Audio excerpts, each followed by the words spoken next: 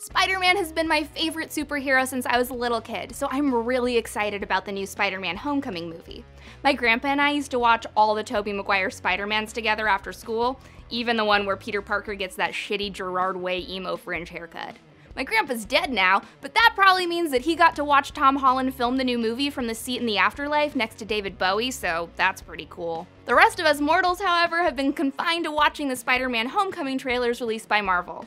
And although we still don't know about all the surprises Marvel has in store for us, I kind of feel like the trailers and the behind-the-scenes features have given away way too much of the movie already. I'm Whitney Van Lanningham, and today we're going to take a look at all the plot points Marvel has already spoiled from the trailers and the extras. Number 5. Let's talk about the upgrades to Spider-Man's supersuit.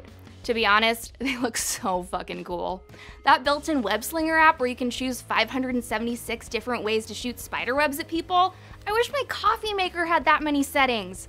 The trailer did a great job of getting me all stoked about seeing what other cool new features Spider-Man will add to his suit's repertoire in this series, but I also thought it kinda gave away too many features. For example, seeing the web-slinging features was cool, but it would have been cooler if it was the only feature that the trailer previewed. Instead, we also see the mini-flying spider drone, the web grenade, the hologram map, the parachute, the Jarvis copycat, and even the parental control lock that Iron Man built into the suit's programming. Maybe I'm an old, prude man from the 1950s, but I wanted his Spidey suit to leave a little more to the imagination.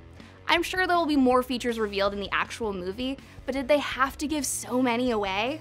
To me, the perfect reveal would have been just this clip from the TV exclusive as a standalone. How'd you find me? Did you put a tracker in my suit or something? I put everything in your suit, including this heater. Whoa. Then the viewer would know that the new suit employs Stark technology without giving away so many of the gadgets. See? Everyone wins. Number 4. Did it bother anyone else that the trailer gave away almost all of the major fight sequences? We've got the Staten Island ferry, we've got the fight with Vulture on the airplane, and we've got the bomb at the Washington Monument. Not to mention all the little fight sequences thrown in there of Vulture swooping Spidey out of the sky, and Spider-Man kicking ass with those wannabe Avengers bank robbers. What else is there to look forward to in the film? Instead of just doing brief clips and explosions, they spent way too long giving details about the fight sequences. The 2-minute and 9-second first trailer spends close to 30 seconds just on the bank robber fight.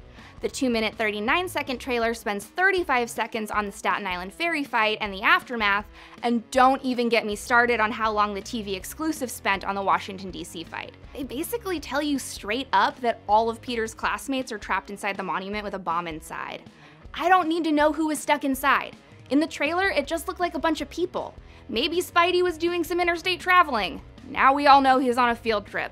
Cool, Marvel. Real cool. Number 3. Okay, come on. You can't tell me that they could have featured the Staten Island ferry scene without totally giving the resolution away. I was so excited when I saw Spidey trying to hold the two halves of the ferries together like he was Captain America trying to hold down a helicopter. It was like, holy shit, how's he ever gonna pull this off? But then this happens. What? Come on! Knowing that Iron Man was just around the corner waiting to save the day the whole time was a real boner killer. I wanted to know what happened next, but I really wanted to find out by buying a $17 movie ticket and an extra large popcorn, not by watching the trailer. Now we know that Iron Man gets him out of that jam.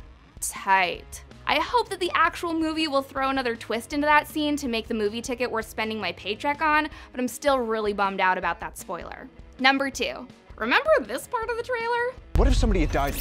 I was just trying to be like you. I wanted you to be better. I'm gonna need the suit back. But I'm nothing without this suit. If you're nothing without this suit, then you shouldn't have it. Do they really need to tell us that? Taking back the Spidey suit basically outlines the entire plot for me, and that's not just because the bullshit hipster film school I went to taught me about the hero's journey. Here's what we know based on that clip. Spider-Man is gonna seriously fuck shit up during his audition for a spot in the Avengers. Tony Stark is gonna tell him he's not ready. Spider-Man is gonna spend the rest of the movie trying to land himself back in Iron Man's good graces. We also see that Spider-Man spends some time fighting with Vulture in his old sweatpants getup, so he must be on a rogue mission that Iron Man didn't sign off on. Dude, Why did Marvel have to go ahead and hand us that entire conflict of the story on a silver platter? Obviously, we knew that Peter Parker was gonna have to prove himself as Spider-Man, but that's more in a Catcher-in-the-Rye coming-of-age sort of way like every Peter Parker before him. Now we know that he's not just trying to figure things out for himself, he's also trying to make the dad he never had proud of him. Kinda like how I used comedy to prove to my dad that he made a huge mistake when he walked out on my mom and I when I was in the 4th grade.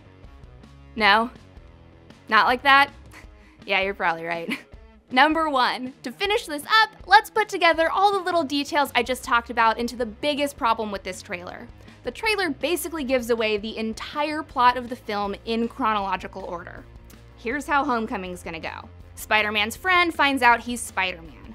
Hijinks at school ensue.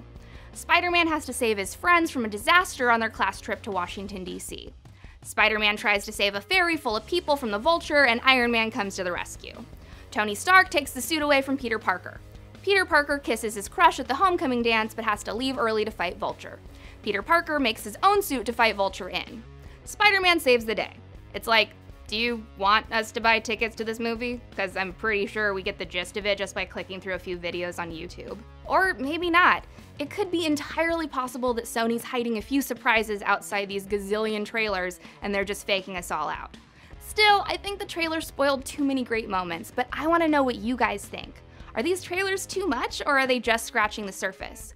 Either way, if you feel your Spidey senses tingling, that probably means you should like and subscribe to Obsev for more trailer breakdowns. See ya later, webheads!